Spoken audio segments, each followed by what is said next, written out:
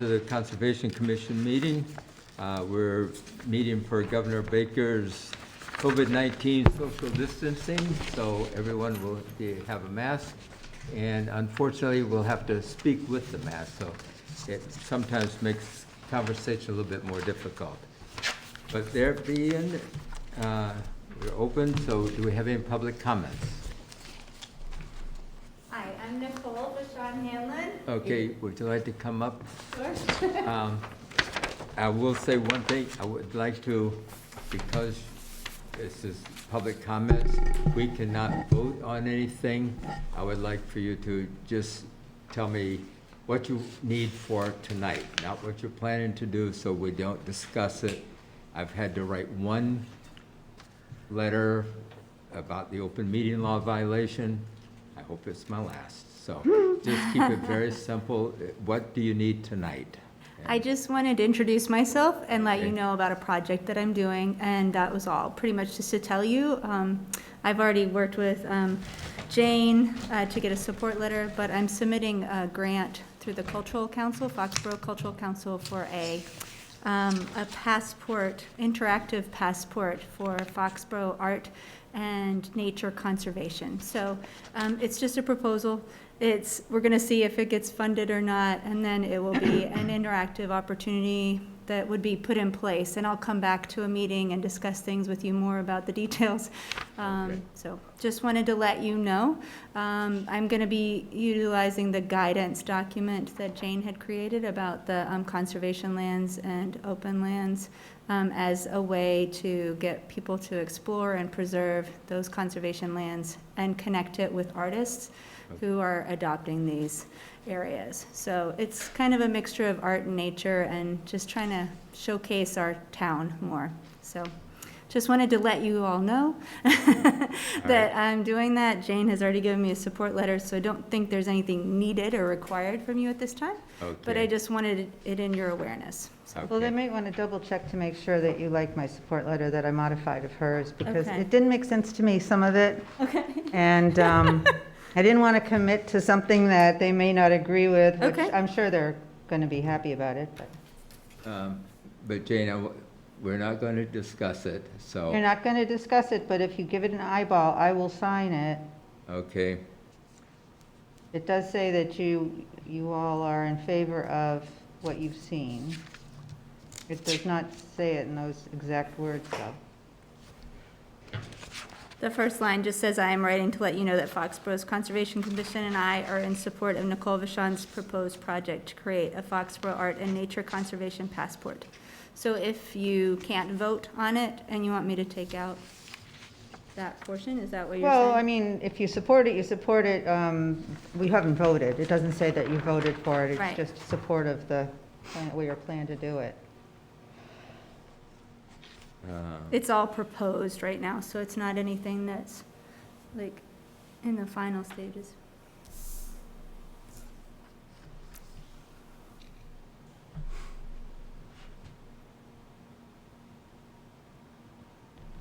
So Jane, maybe it should, I don't want to have to write another letter, Judy.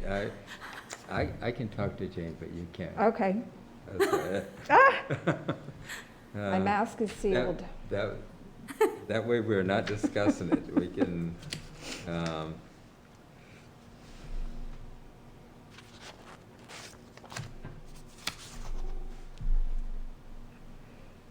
okay.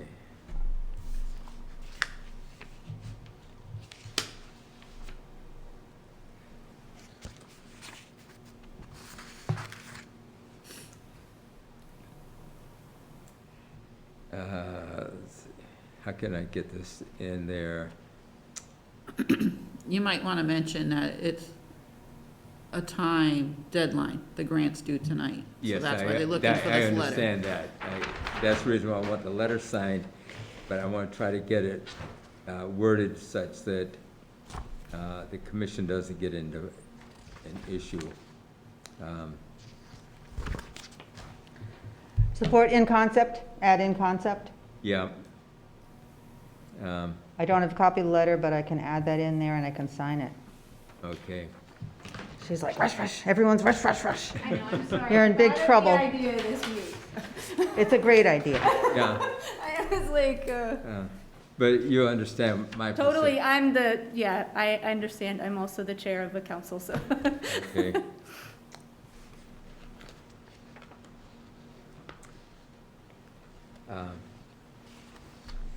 Yeah, Jane, I would think that you could sign it. There's some word in there that could be changed, but I'm not going to fight it. I'm going to put, in concept, no vote taken. Correct.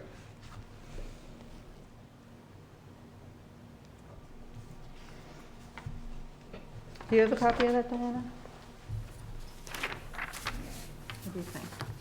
In concept, no vote taken, Is like Jim that. and Jeff on? Hmm? I thought Jim and Jeff were. Oh, Then you can just initial that. All right. I've got Concept, I've got a quorum. no vote taken. Just initial that. So if this had been written into the agenda, then Yeah, it then could we be could- discussed. Yes, yes. So, in concept only. No vote taken. Thank you. They've seen it. It sounds like a great idea.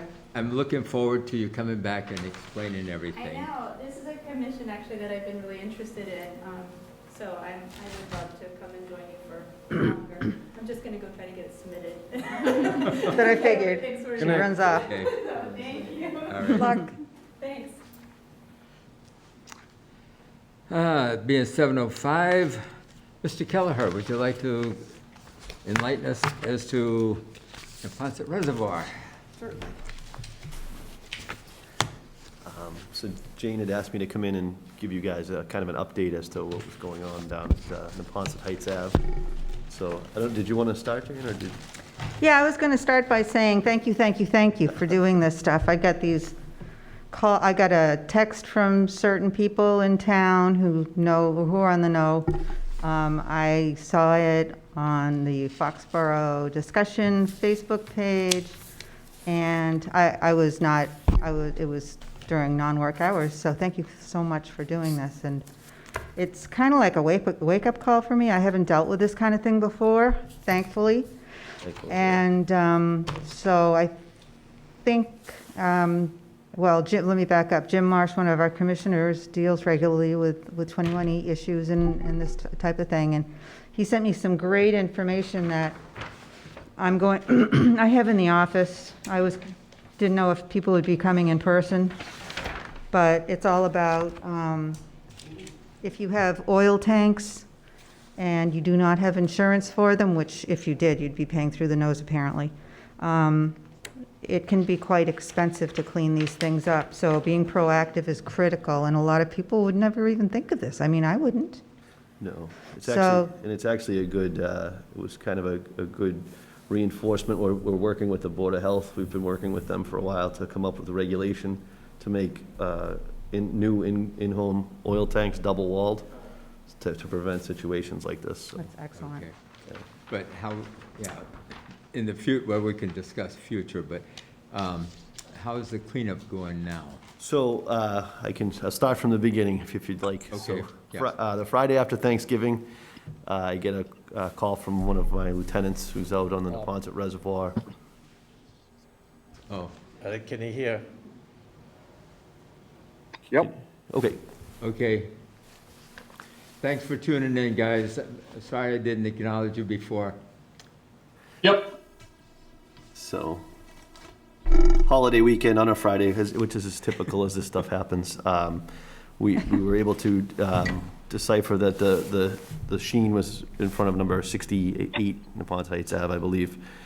And we were able to, the water level was extraordinarily high that day because we had some pretty significant rain.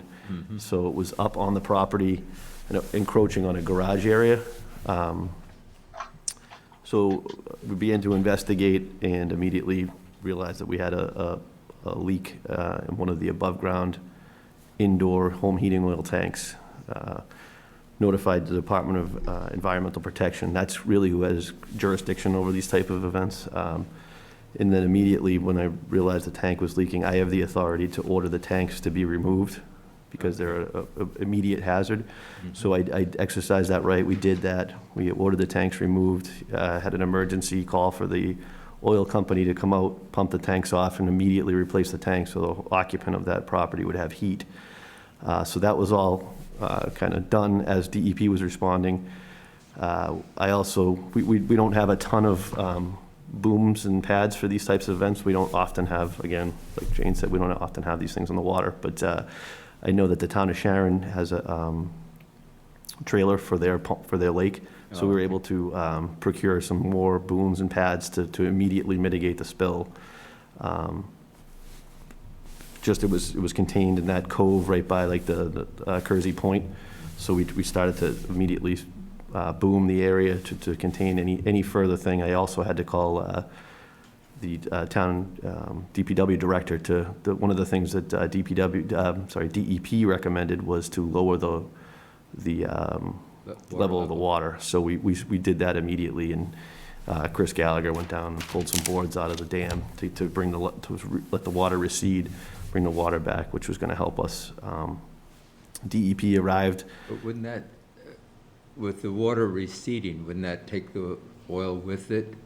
Yeah, we had the booms in place, so it was actually going to help us contain the spill. That was the Okay. recommendation of All right, DEP, okay. so that's what he said.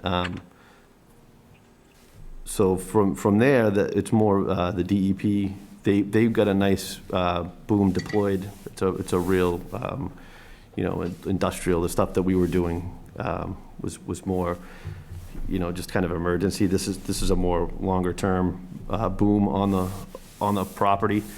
And so I had asked the gentleman from DEP, he had a contractor come out immediately that afternoon to begin the process of, containing it more long-term. So I think the DEP gentleman, there was a lot of activity in the neighborhood, went house to house in the immediate area, spoke to some of the residents. He was trying to, different types of, wanted to know what kind of heating different people had. It seemed like most of the people down there have propane, luckily.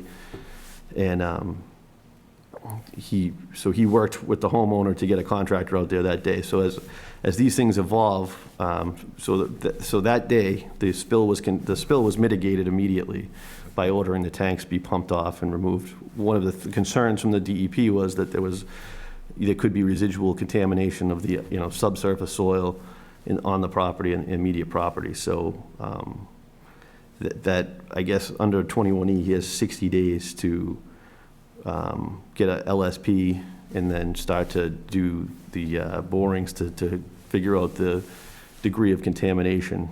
If he doesn't do that within the 60 days, they have the right to, DEP has the right to require them to, or DEP can take jurisdiction and do that work themselves. And also, but they would have to, it becomes an issue of cost, obviously. Some of this environmental remediation is costly. So if DEP takes it over, they put liens on the property. So we also engaged EPA because we have some concerns about the property owner's ability to pay. EPA came down last Friday. We did an assessment with EPA. He was pretty convinced that everything that we had in place was good. We observed some swans swimming in the area. They appeared to be in good health. They were clean. So I had some concerns about how far the oil might have traveled. He wasn't concerned about any oil out of the immediate area. He had said that typically it would disperse. There's no way to really pick up oil off of the surface of the water. So I hadn't gotten any calls of any oil washing up on anybody else's property or anything. That's the neighbor who called initially. I mean, there was a pretty good sheen, but that was all contained. And then Marine Environmental is contracted by DEP to maintain the boom and maintain they go out every couple of days and change out. There's a primary pads and then there's a secondary boom. So they're going to change those out under DEP's orders. So I think it's going to be a fairly long-term thing. I think this is going to go on at least months, if not a year. And they'll be, obviously, like I said, it's all under the jurisdiction of the DEP. So they're managing the project, and they're in concert with EPA, because it's a navigable waterway. They're going to make sure that everything that needs to get done gets done. Okay. So, in your opinion, is there any hazard to anyone else on the reservoir as far as recreation or swimming, fishing, or any of that, or? I mean, in my opinion, I didn't see any, other than the immediate area, I didn't see anything. Uh-huh. But we worked with EPA and DEP. They're really the experts. Sure. You know, my immediate thing was to mitigate the emergency, the spill. And then the cleanup and that stuff is typically done by contractors, and that's under the supervision of a licensed site professional. So those are really the professionals. So they were pretty confident that it was pretty well contained, so. Okay. Because the reason why I say that, I received some phone calls, and people were upset that they were not notified that there was a spill there, and that people, up until just very recently, were swimming every day in that area, and people from not just in Foxborough, but from different areas come and fish, and they catch and keep the fish. They don't. It's not catch and release, and so my concern is it safe to continue to do those things? Yes, and DEP and EPA did not indicate that there was any threat to public safety.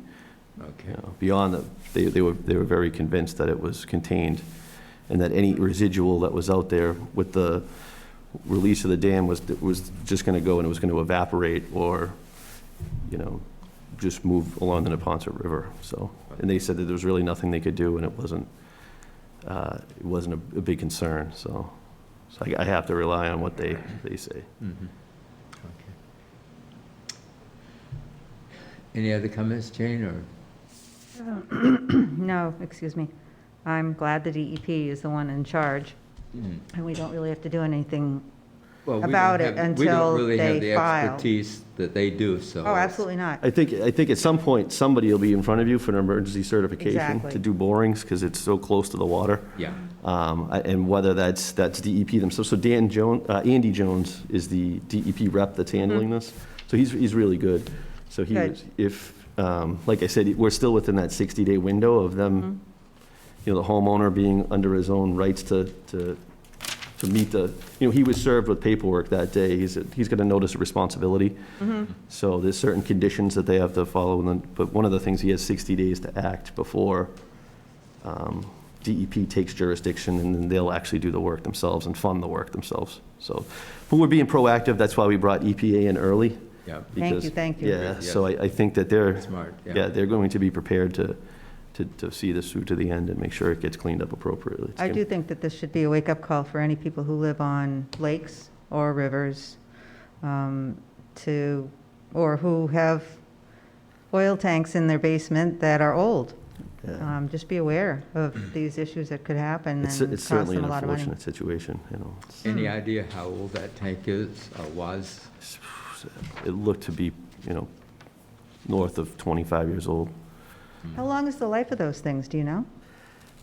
It can depend where they're stored and things, but I would think you start to get over 20 years, it's not. So Yeah, the anyone double with- wall tanks, that's why with the stainless steel double wall tanks are really, that's what we're trying to make that the standard. So everyone out there who has oil tanks, please beware. Look into it and see what you can do to make sure that you don't end up in, Yeah, I took mess. some phone calls too, and spoke to some people. We tried to, you know, everybody in the immediate area was notified. They did go knock on some people's doors, the neighbors were out, but there's really no mechanism for me to really get, like, No.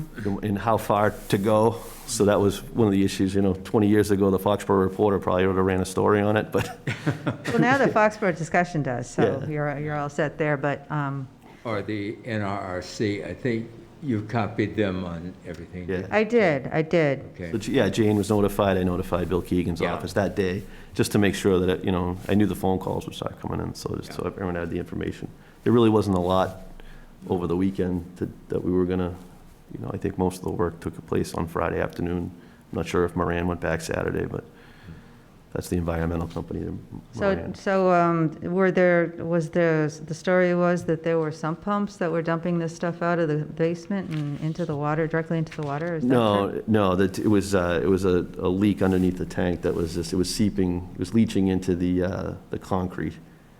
Right Oh, under so the- it wasn't discharging through a sump pump? No, it was not discharging. Oh, It was- good, no. because I'd heard, rumors. That's why, Yeah. it's one of the reasons I wanted you in here, to get Yeah, the real, the real deal. Yeah, no, it was leaching through the concrete, and I think when the water came up, it pulled some of the petroleum product out of the garage into the. Oh, okay. So- I've always been worried about that. He has the lowest, I'm pretty certain, he has the lowest property on the lake. Yeah, it's pretty. And we usually hear from him when the water starts to get high, although we've tried to be proactive. And Mhm. I think that I thought that he'd already taken out a Yeah. couple of boards, actually. It wasn't, the leak, it wasn't, it was more of a constant, it's something that happened over time, I think.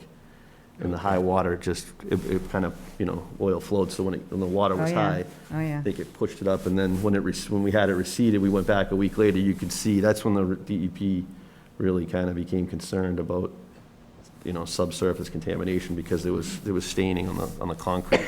And he had indicated that could be indicative of an underground. So but it's hard to tell how widespread or what it looks like without doing the borings and this. I'm really glad they're involved. Puts my mind at ease. I haven't really wanted to know what's over there, but if you have a boatyard with all sorts of gasoline and that sort of thing, I suppose it is cause for concern. Any other questions for Mr. Kelleher? Rich? Mr. Glimmy?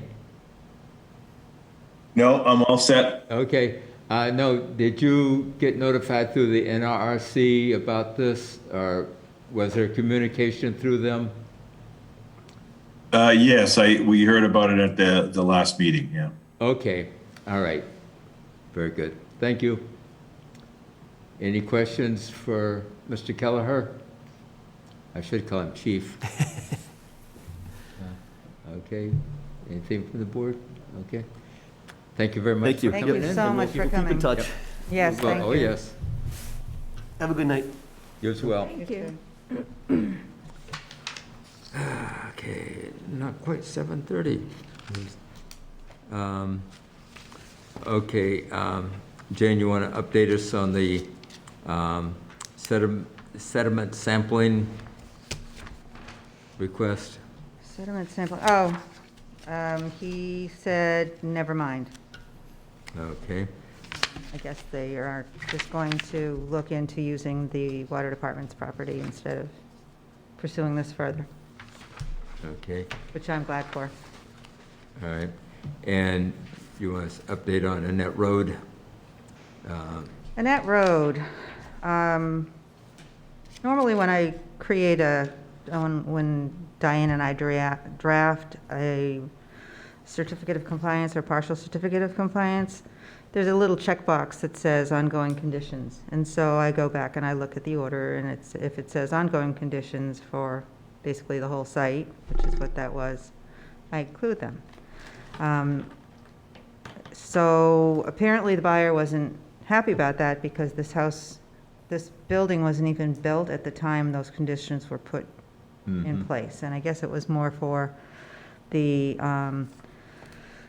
some Ford or Lincoln Wasn't it an oil tank that was? car dealership or something. I'm not exactly certain. But- It seems to me, from my recollection, there was an oil tank issue there that we I think so. wanted to make sure that it was properly installed and alarmed. And monitored. Yeah, apparently that's what happened. And I'm assuming it was in relationship to the car dealership place that was there. So I did include those in there. But then I've been looking into the background of this, and I actually found at the registry a certificate of compliance for that, a complete certificate of compliance for DEP 157138 that says for Lot 6. and it didn't have any conditions on it. And that was back in the day when Dave Reich was here, and I'm sure he was familiar with the whole site and everything.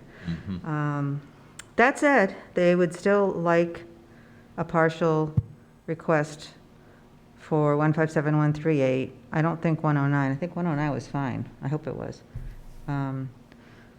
It had already had a certificate of compliance, but they would like another one signed without those continuing conditions.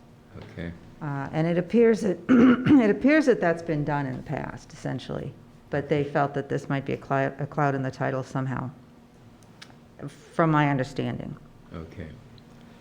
So Yeah, I there's been a have lot it of again. emails going back and forth. Yes. Yeah.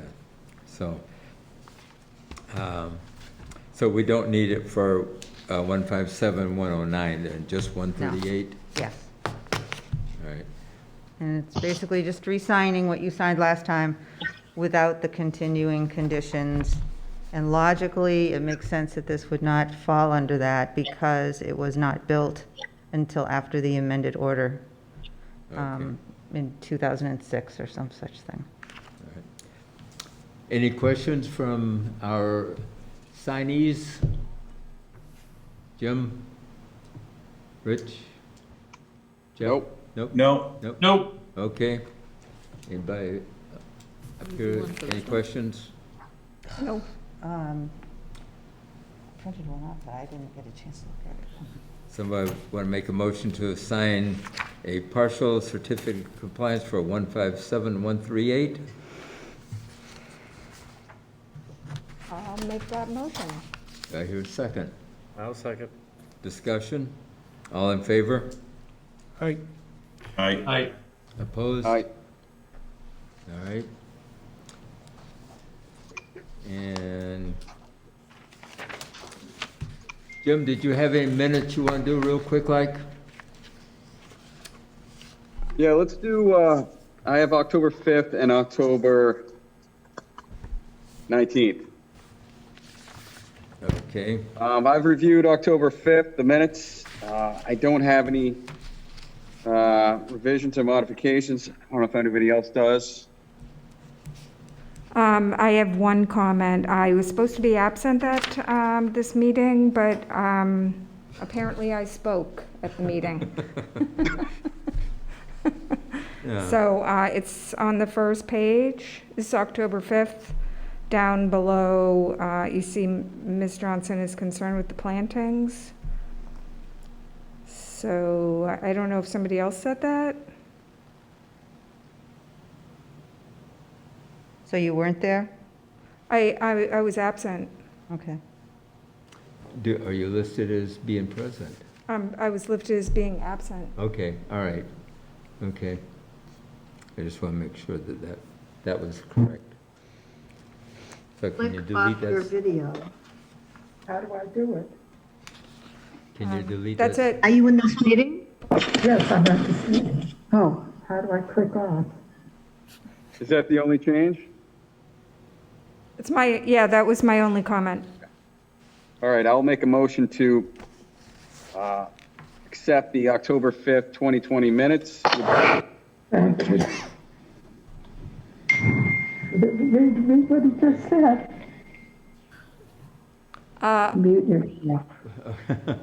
Would you repeat that, Jim? You kind of got lost in the shifting around there.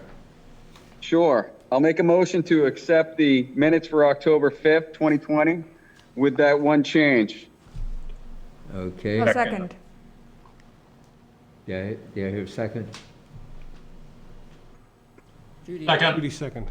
Okay, discussion, all in favor? I Opposed? I, All right. All right, what about the 19th? 19th, I have no changes. I don't know if anybody else on the commission does. no changes for me. All right, Without any changes, I'll make a motion to accept the October 19th minutes. do I hear a second? Second it. Discussion, all in favor? Aye. Opposed? I, Okay, That's very it. good. Thank you, Jim. Then 7:30, we have a continuation of Notice of intent, DEP file 157601. Mr. Lucas, are you there? I am here. You, okay. Evening. Good evening.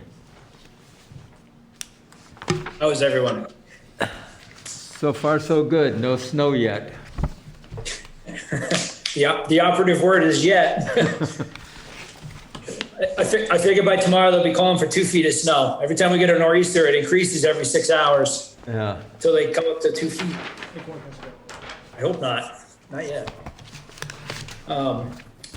Again, for the record, my name is Chris Lucas, professional wetland scientist with Lucas Environmental. We're here tonight to discuss the project off South Street for the single-family home. I'll just provide an update. We had the site walk with the commission and quite a rain event. And following that, we prepared a supplemental package, which we submitted to the board. There was a Scribner's error where we left off the date on the plan and the applicant information was incorrect. We've resubmitted that. We sent one hard copy to the commission.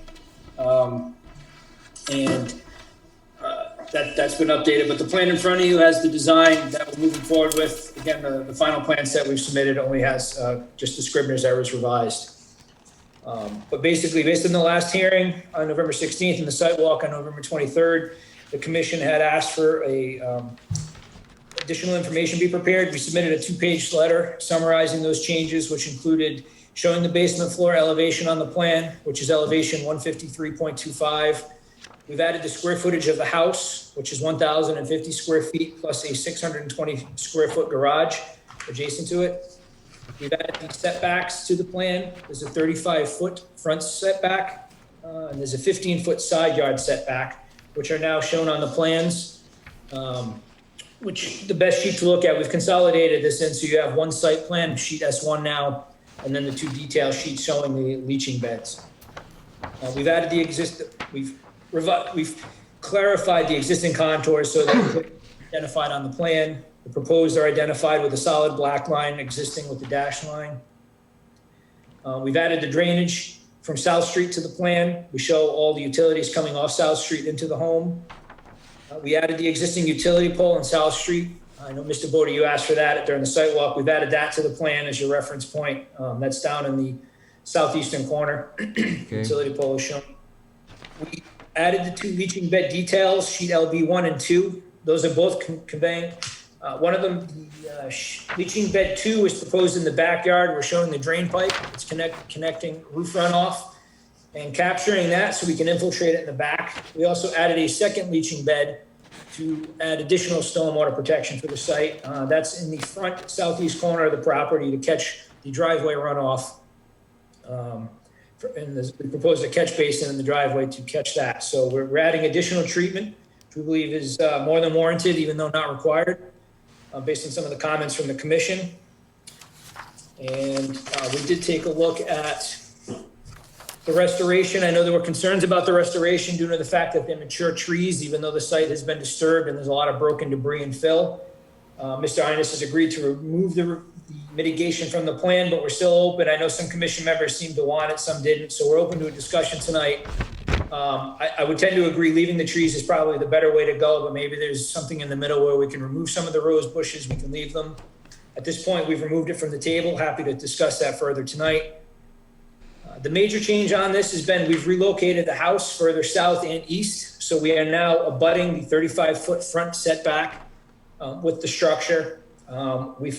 We're slightly off. We're about 28 feet, I believe, to the back no touch zone. And so we've moved off. We're much closer to the southern property line, adjacent to the 473 South Street. Mr. Spink reviews the size of the existing homes within 500 feet of the project site. We last minute received some comments from Ms. Pierce regarding some corrected numbers there. I spoke to Mr. Spink. Apparently he used the USGS mapping and digitized the house footprints off of that, and that's where he came up with his numbers. I would assume, and please correct me if I'm wrong, I'm guessing Ms. Pierce used the assessors. That's what we would normally do as well, so we can rectify that. But quick look at Ms. Pierce's numbers. I'm guessing it's probably 300-400 square feet less than what we had shown for the adjacent areas. which we still believe we have a very reasonably sized home for this lot. Pulled everything back. We now have a limit of, well, we had this before, we've adjusted the limit of work in the erosion control line on the plan. And actually, may I share my screen here? Sure. Would be-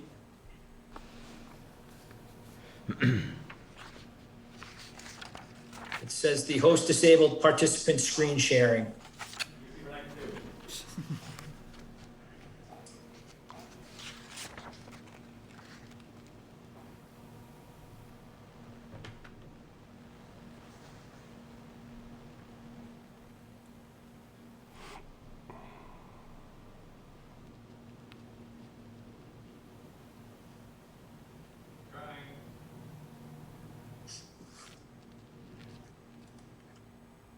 I still can't share my screen. Is it possible for me to?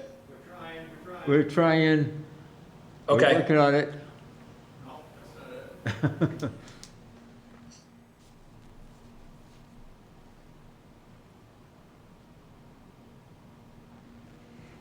No, it still won't let me share.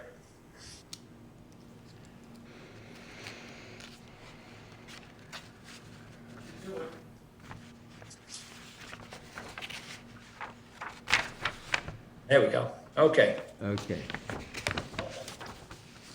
I had it and then it's blocking me again. Oh, you gotta check it off again. No, it says host disabled participant screen sharing again.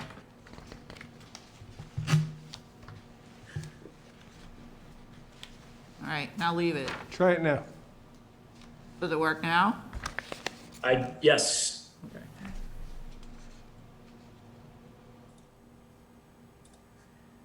This might be a little easier. Okay, there you go. Can everybody see this? Yep. Okay, great. All right, so this is where we have the house sited here with the garage, driveway, this utility pole. This is the new leaching bed we proposed with the catch basin to catch the driveway runoff. We have a leaching system back here to catch all the roof runoff and infiltrate it. The 25-foot no activity zone is right here. We have a new proposed lawn edge in this vicinity, right along here.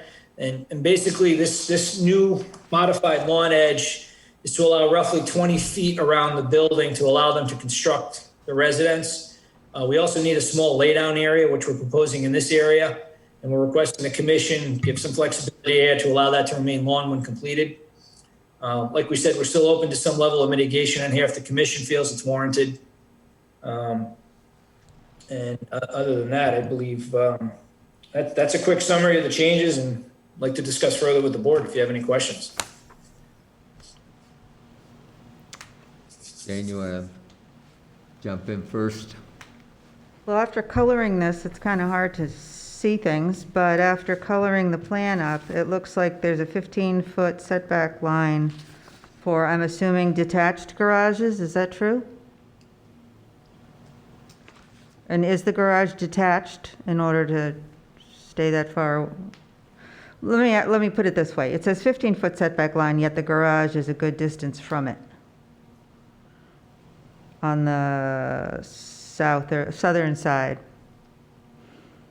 right in there. Again, Mr. Spink can speak to some of this, but they're still trying to find Can you hear me? separation from the abutter. Can you hear me? Yep. Yes. Okay, we centered the house on the opening to the street. It is not against is not abutted against it because it's pushing against the neighbors. We didn't want to do that. And the house is framed on the lot right to the street opening, which will be the lawn area. All right, well, we have talked about that.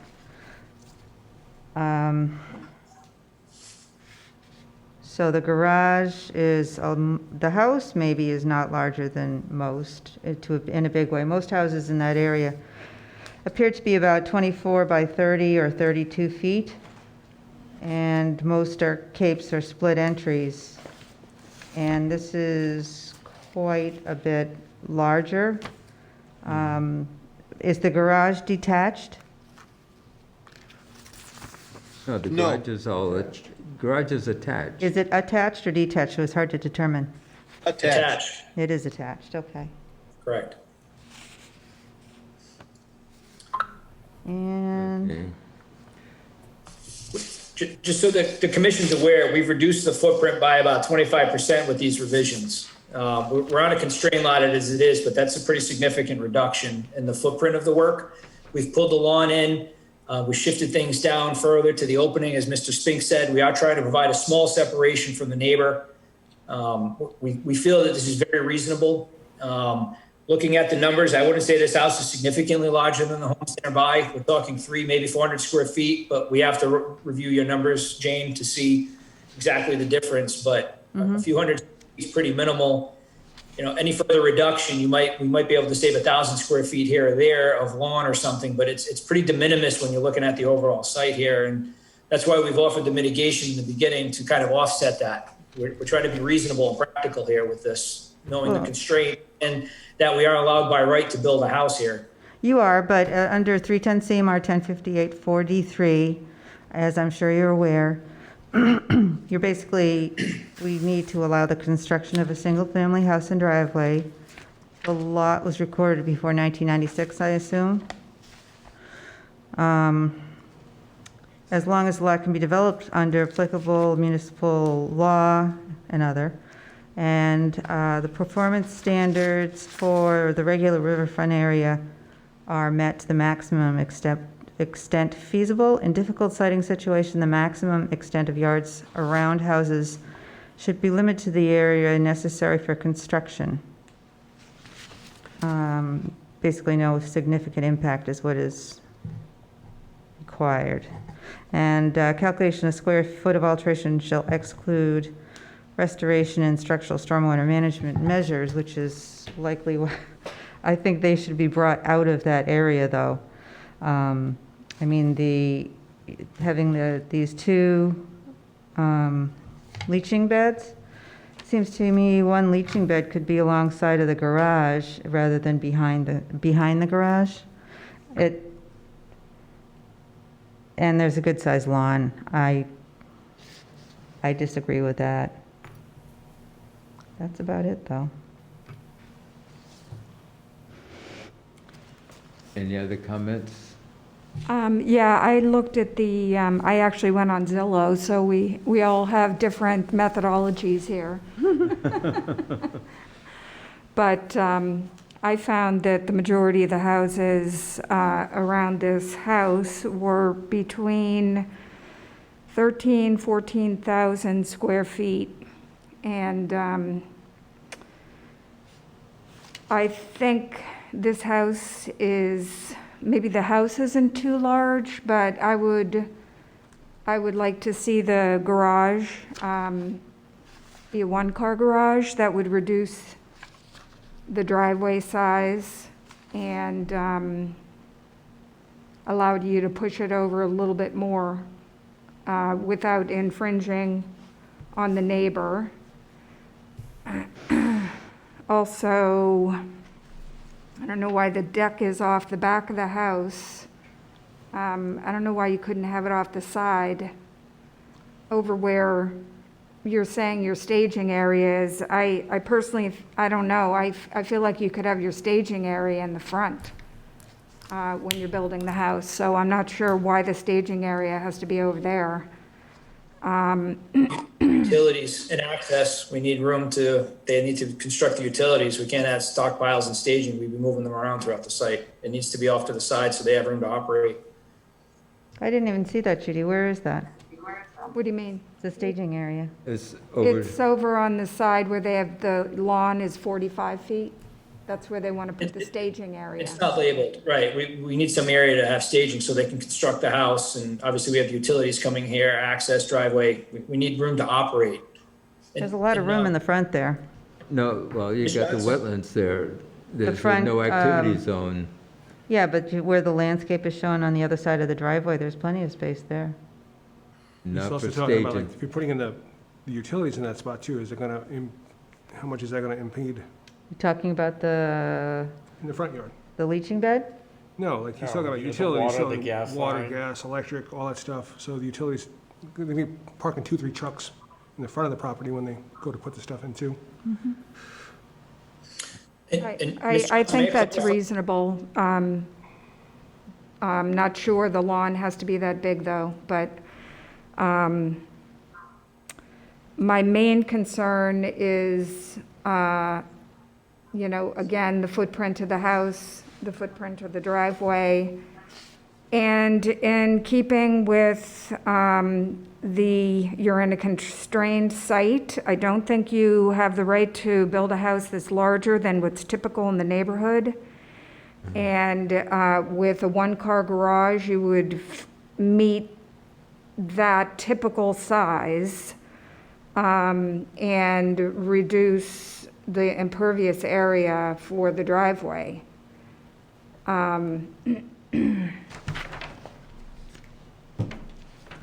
And then They could the deck off the side of the house, since you're already proposing a larger lawn over there, I don't know why you'd want to why do you put the deck over on the side of the house, over there, where the lawn is larger? Anyways, that's what I think. Judy, one thing, you say that you came to 1,300 to 1,400,000 square foot houses in the area? Yes. But they're talking, if you look, it says the house footprints. So it's just the foundation size, Just which is what I've been harping on all along. Just the foundation size, the impervious area? And most of the foundations are like 24 by 30 or 32 feet. Yeah, I went on Zillow, so they were giving you square footage of the That's going to be the house. living area, so I mean, you could have a Yeah. 3-story high house. Yeah. But the footprint That's is what true. the footprint is what we're talking about. I just Yeah. wanted to clarify that. If you go and pull up the GIS, Oliver, and look around, houses around the area, it's not the biggest one and it's not the smallest one. Yeah, I think I just passed around something that shows pictures of a lot of the houses that I took the information from. And, yeah, they're basically all little capes that maybe have added a garage along the way. Most don't even have a garage, though, and there are splits, too, but and there are a couple of And if gambrels. you look at the GIS map and look down and around the area, there's quite a few of them that are larger. I've looked. And I just. I've driven I wanna by, be clear. too. And just to be clear for the board, Jane, I did a rough number because we got the information so late, which the applicant would like me to convey. He was disappointed we got this information so late, being that we submitted December 1st. He would have liked to have a response a little sooner, so John and I could have had more time to review it. Pedaling as but fast as I can. Doing a quick assessment of that, it looks like, you're around 1,200, 1,250 square feet in size on average. Ms. Johnson, What about if you're the footprint? 1,300 square feet, we're talking about a couple hundred square feet in different size here. I don't think 200 or 300 square feet of a structure is going to have a significantly adverse impact on the riverfront area, particularly when you look at what's on the site.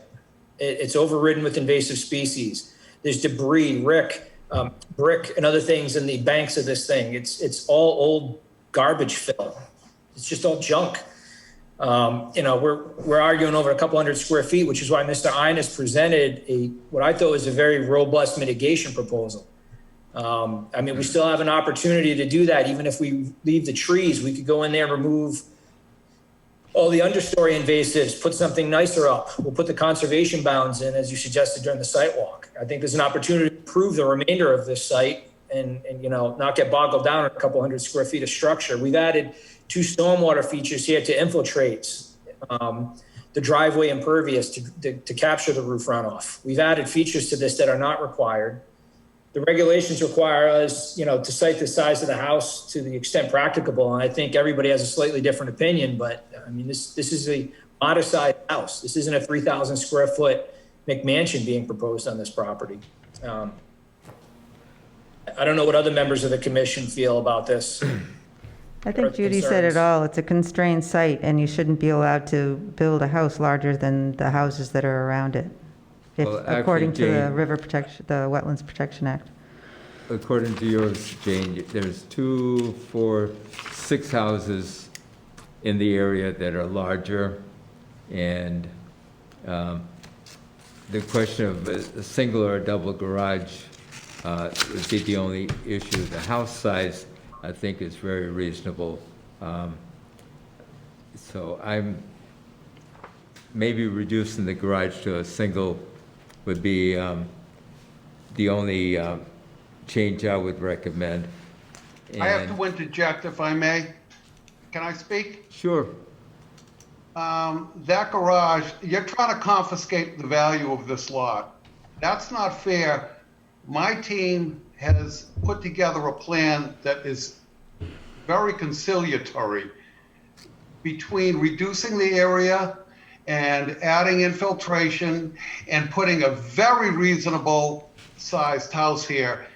And to make this at all saleable, I have to put in a 2-car garage. And if you force me to put a 1, that would confiscate the value of this and make it very difficult to sell. And I really need a 2-car garage, and I would ask the board to please consider everything that we've shown and consider allowing me to have that garage, because to me, it's a huge thing. And I think we've been very, very reasonable and conciliatory. Thank you. And Chris, I do like the idea of leaving in the no activity zone, taking out the rows, because under doing it properly, rather than waiting for the homeowner to do it and getting into more trouble than if it's done properly. So I agree with removing all of that rose bramble bush, but leaving the trees. So that's my 2 cents on that one.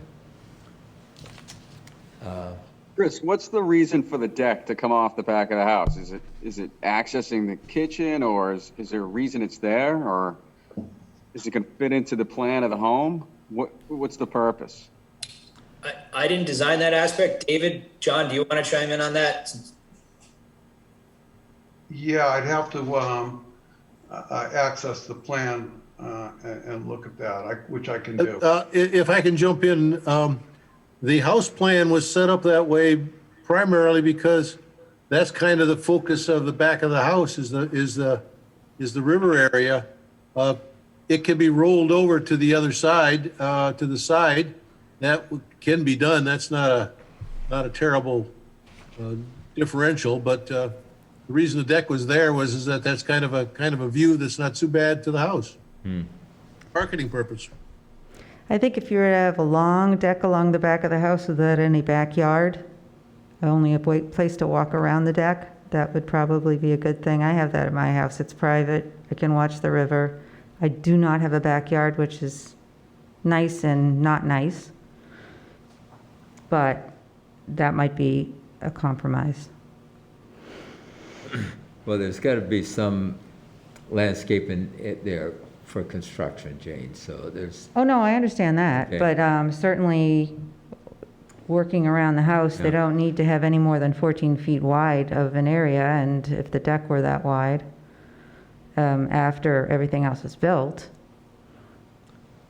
We need 20 feet, Jane. We've spoken with Mr. Spank. Contractors going to need about 20 feet. You know, we don't want to underestimate this and that impacts. A realistic footprint to build a house and have a foundation. We need about 20 feet for equipment to get through. I mean, these excavators are 10 feet wide.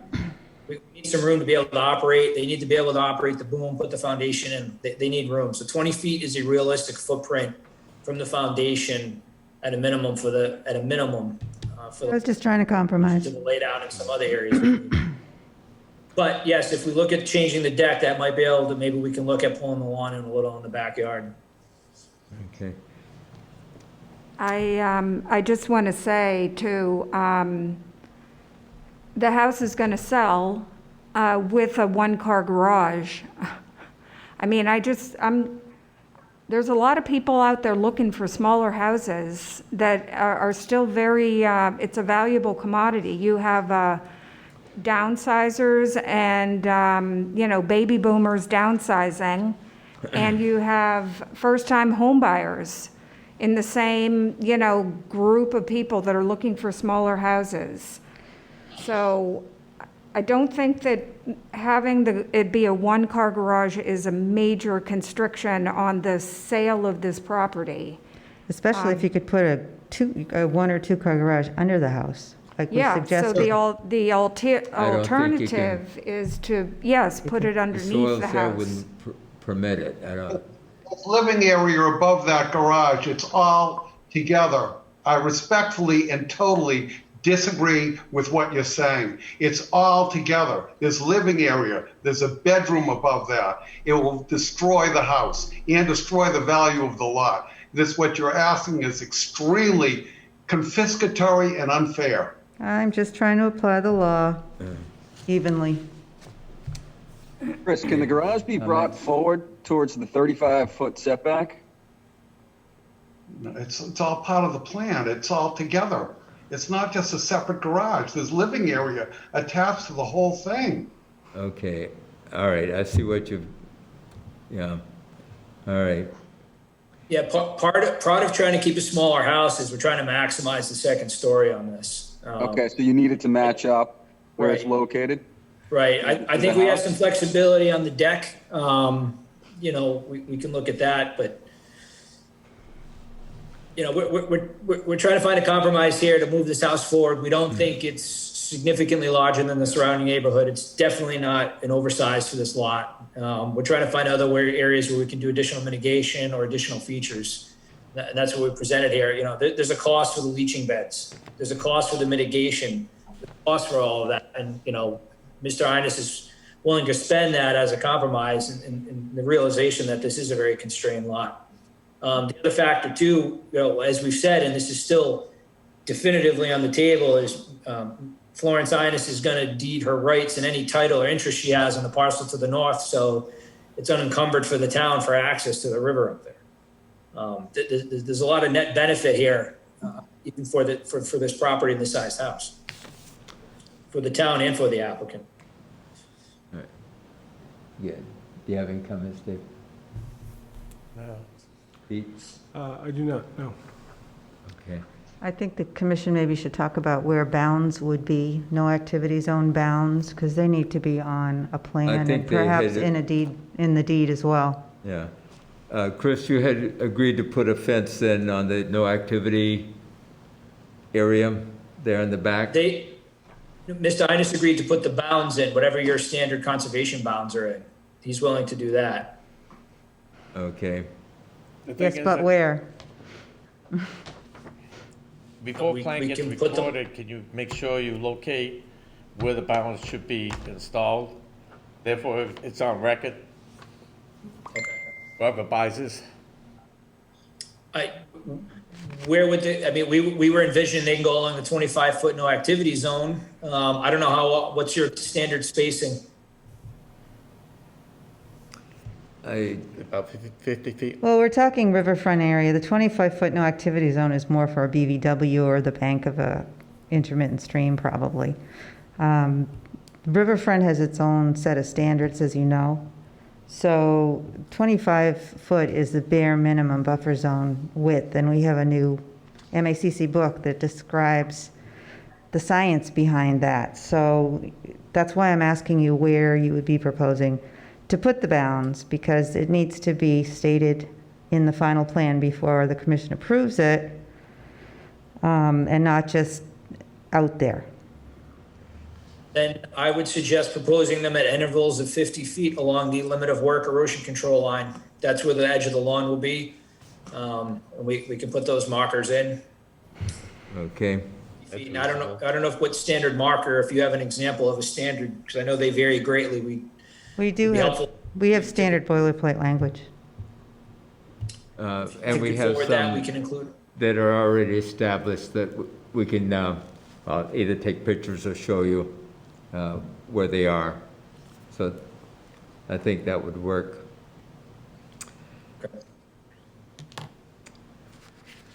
Yeah, we can, if you've got standard language or detail, we can add it to the plan and we can add that to the site plan to show every 50 feet along the limit of work. All right. Jeff, any questions, comments? All right, no, not at this time. I mean, I missed the site walk, so. All right. Jim? Nope, I'm all set, thank you. Rich? Rich? Yeah, sorry. Okay. Yeah, no, I agree with a lot of the discussion. I'd like to see the side lawn reduced a little bit from 45 feet if we can get it close to the 20. I don't have a problem with the size of the house so much. I think the erosion control line or thereabouts would be a good spot for the conservation posts. I don't know if making the deck narrower and longer accomplishes anything or not, but a 14 by 15 foot deck isn't that large No. in many ways. No, it's, A 10 by And- 20 or and- 30 or 40 is great fun. I have that. And then you don't have a yard that you have to deal with, and you can have big parties back there, and it's great for watching the wildlife that goes along a river. but, And I would be in favor of them cleaning out in between the trees as opposed to doing anything with the trees at all and doing the best job they can. I mean, they seem willing to try and clean that up, so. And the whole lot is a mess. It's, yeah, absolutely, yep. The only problem with cleaning things up is that they'll just come back. Well, not if they Well, are done properly you- and If you pull 'em out something by else the- tires, in there there's to, tires and bricks there. Those aren't gonna come back. I mean, Well, that kind of stuff, definitely. I mean, anyone could do that if you're being a good steward to your property. well, I think we found that oftentimes good intentions go bad when Exactly. homeowners do something. Well, yeah, but if you give someone a carte blanche, I think that can be a problem, too. I don't We think know we're that can giving be a them problem. carte blanche, Jane. I have to disagree with you on that. You can agree to disagree. Okay. So I'd like to take them up on their offer to, I'd be in favor of that, cleaning up what they could without removing the trees. All right. Cleaning up what? The vines and the rose bushes only? Yes. That and the trash, yeah. And the trash, well, of course, trash. That's just a given. Yeah, okay. Judy, anything else? I said my piece. Okay. Dave? Peter? No, okay.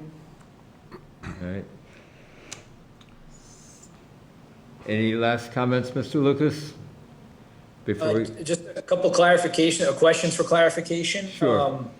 We heard from the board, I guess, I'm not clear on the restoration if the board wants it or not. It sounds like there's some mixed review, and I don't want to go back with the revised plan to show restoration to have the majority say no on that. Okay. So I don't know.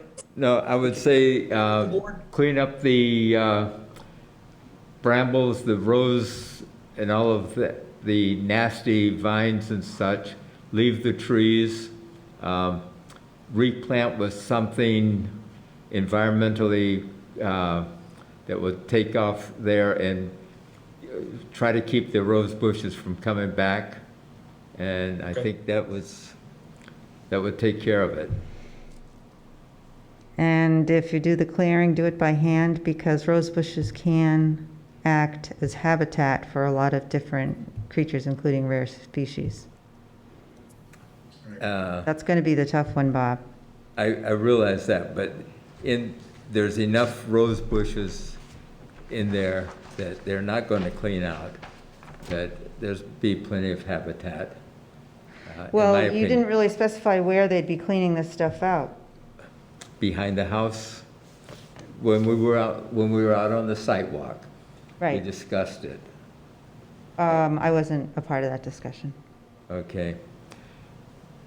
Do you understand where I was talking about, Mr. Lucas, about cleaning out the rose bushes and the brambles? But staying out of the Nope. 25-foot, right? Yes. No 25-foot All right, cleanup. so we would, so you want us between the limit of work and the 25 foot, we can go in and have that cleaned up, correct? Is that the area you're looking for then? Yes, To be- that's my understanding, yeah. Okay. all, you know, obviously no machinery in there or anything like that, so So by hand? all, you know, manual labor, as we like to call it. Yeah, that be a little more challenging, but that'll, being that it's just shrubs being replaced with shrubs, we shouldn't need machinery to get in there and bring those in. We can bring them to the edge of the lawn. So that being said, you know, we've heard a lot from the commission. I'll talk to Mr. Arnes and Mr. Spinksy. We'll take a second look at the deck. We'll take a look at the lawn area here. As far as the house footprint, I mean, this is really fully designed for flow through of the house in the second story.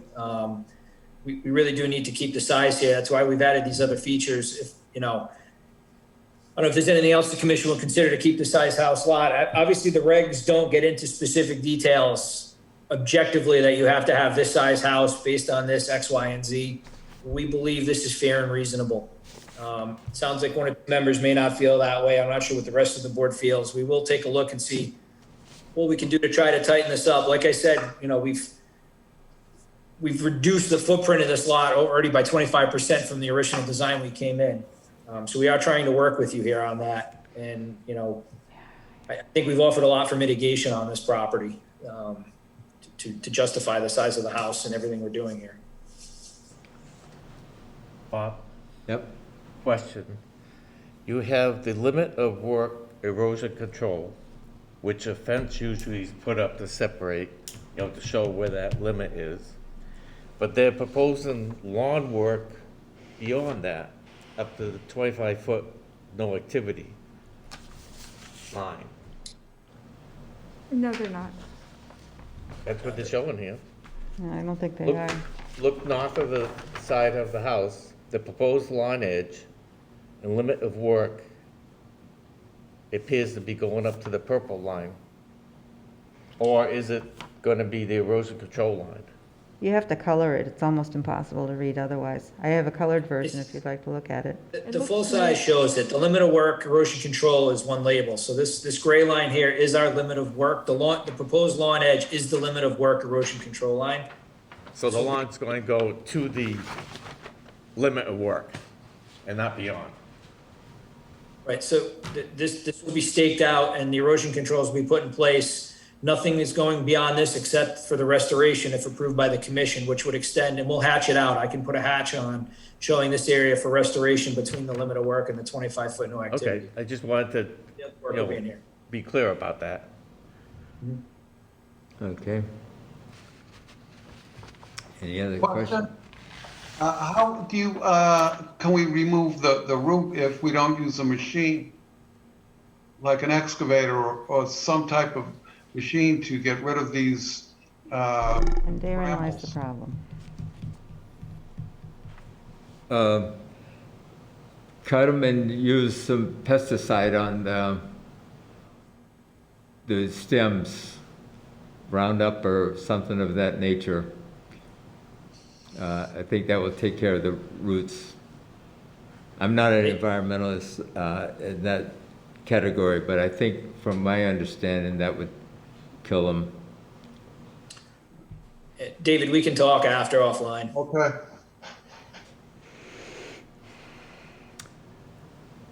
Anything else? Nope. Somebody want to make a motion to close the hearing? Then we gotta wait to get the bound locations and the size of the deck and a new plan. Okay, all right. Okay. All right.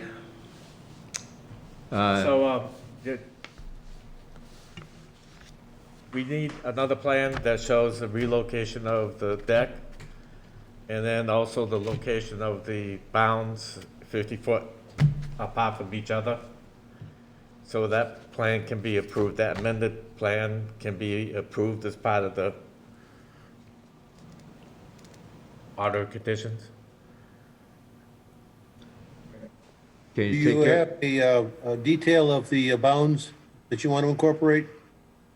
Just the locations, Usually they're what, 4-by-4 foot concrete posts about 4 foot tall and just leave them out of the ground about a foot so people will see it, but not, well, I Make was them look. thinking of what Mr. Buckley did up at Lawson Farms. Put the sign there, the post with the sign on it. That's more noticeable than a concrete post that's a foot in the ground, you know. What was that going to be on? I don't remember. Wasn't it just going to be on a fence, though? Pressure treated, yeah, no. Fences get removed, we know that. But we're We not can talking only about, do so much, we're not Jane. talking about fence, we're just talking about posts every 50 feet with the sign that we Posts, haven't no used. fence. Okay. That's what, it That's- sounds like yeah. what was agreed upon. Yeah. Okay, because I didn't talk about, I wasn't a part of that discussion. I just Okay. want to make sure it's going to be there for good. So, yeah, wait a second. You're going to put a post with a sign on it surrounding this person's house? Around the limit, yeah, you keep them, The post won't, they're going to rip them out. Yeah, that's why I'm saying Nobody's just a gonna plain wanna- old concrete about a foot up out of the ground, even 6 inches out of the ground. Something that'll show up but not be ugly and stick out. Yeah, a concrete bound, maybe they could put a, a thing on the top of it. Usually, yeah, that's what we ask. That it describes what it is for. okay, but is that going to stop anybody any more than, Well, I think to Jane and Judy's point, though, like, if wood or something gets backed over, you can't, but somebody can go and find a concrete piece of granite in the ground, like, that's not going anywhere. To say, hey, this is the line, this is where it is. I mean, preferably, I think a fence would be nice, but fences don't last. Right, Yeah. it's not an eyesore, You know. like you're saying.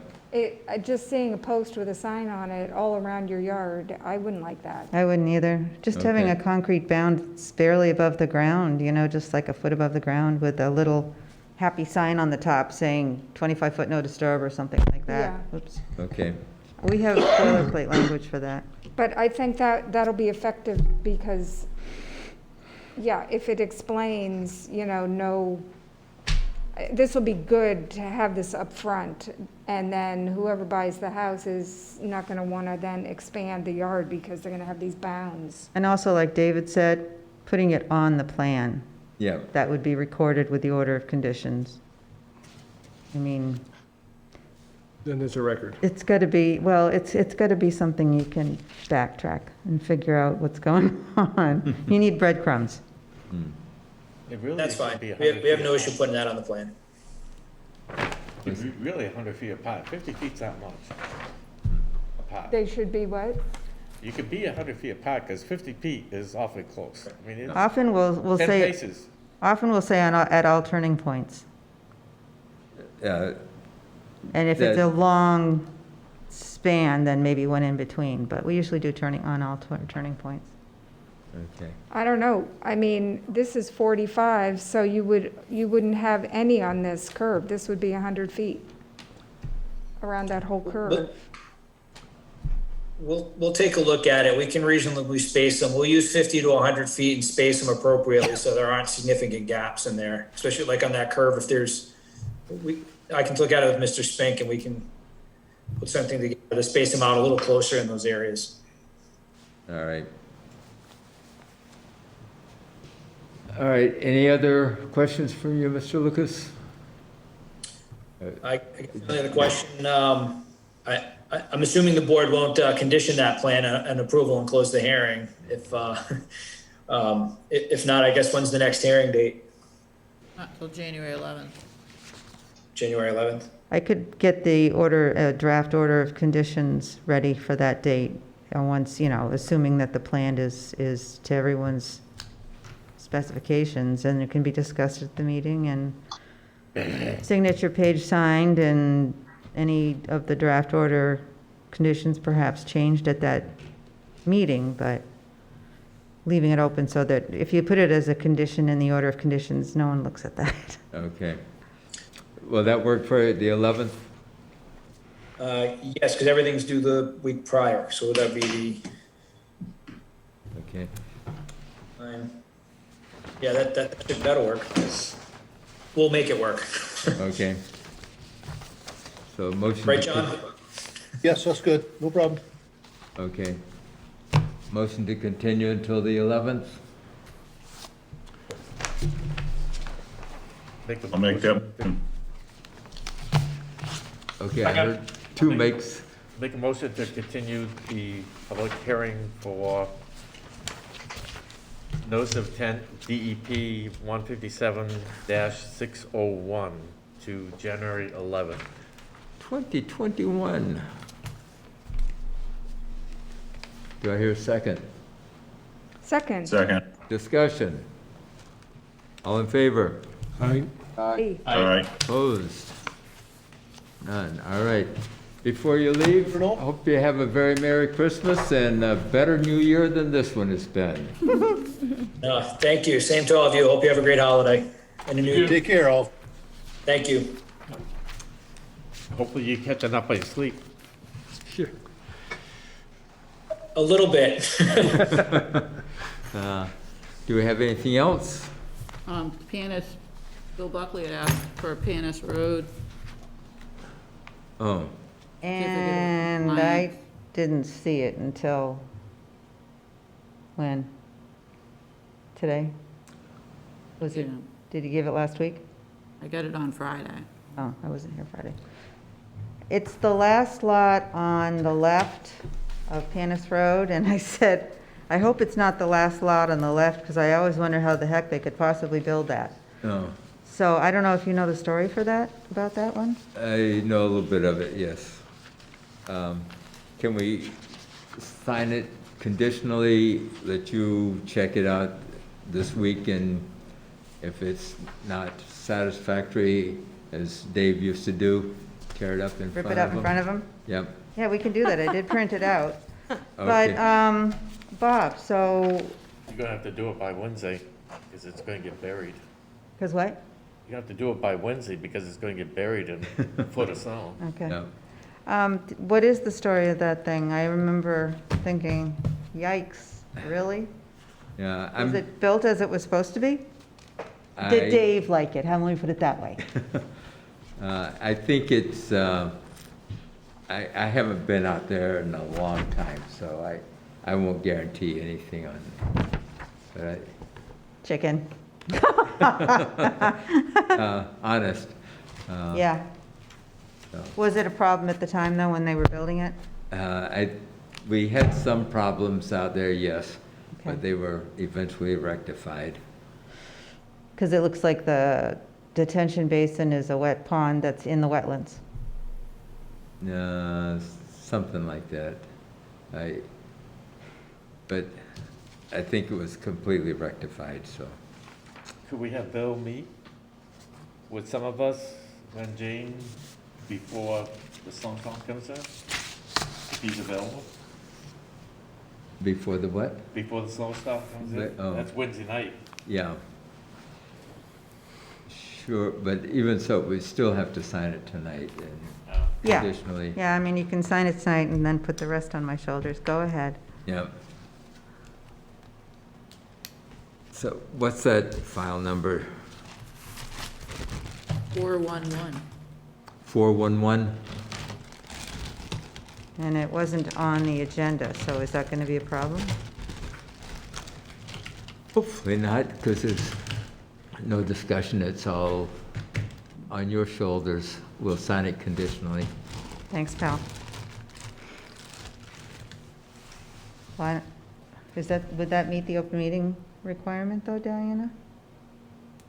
Yeah, because you have that little unlisted items, maybe. They're trying to sell, the guy's not healthy, so they're trying to wrap all this up. They're trying to sell the whole industrial park, yes.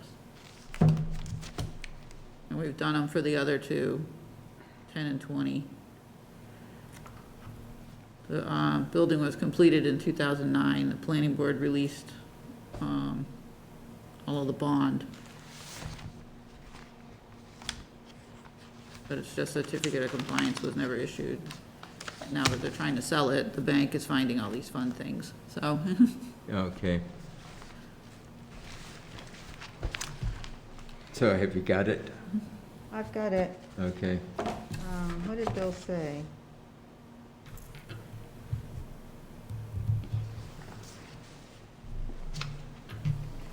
permitted in 2004 under DEP number 411. Project was completed in 2009 and the bond, that's a planning board thing, was released, but no certificate of compliance with that was ever issued. Why? Why wasn't it issued? I don't think they thought it was that important back then, though, in all fairness. You wanna see if Bill's available and you and I could go out there, maybe Jane, and just at least has a visual of it Yeah, we could do that. Wednesday morning? Yeah, probably Wednesday, yeah. This is the asphalt. Where's one, is that the one that I was told? That's yours, yeah, that's the whole. Check out the asphalt plan and see if you see what I see. Here's the end of the road.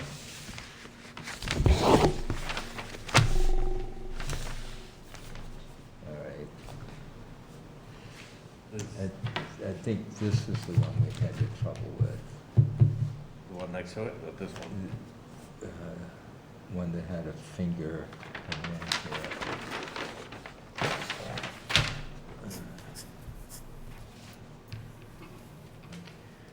It looks like the wetlands bordering vegetated Yep, line. yep. This is what maybe you were talking about, Mhm. detention basin? Yep. That almost looks like it's in there. The wetlands, what years? This new as-built, July 2011? 2011. Yeah.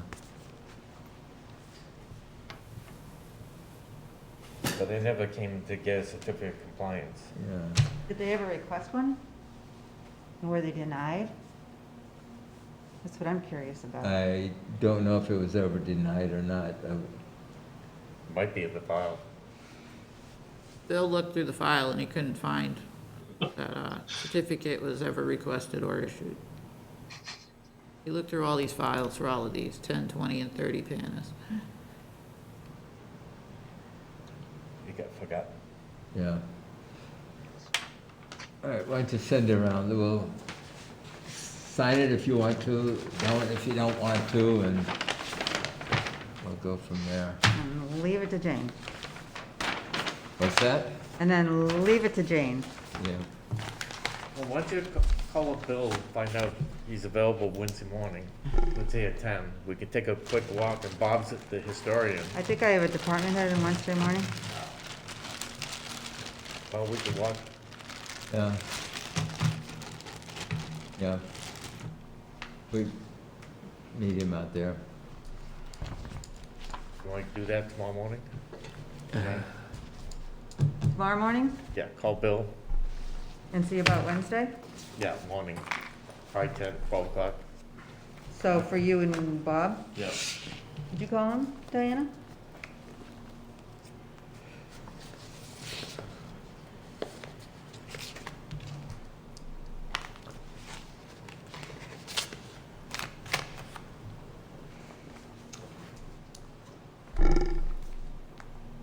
Hey Judy, what time's the party?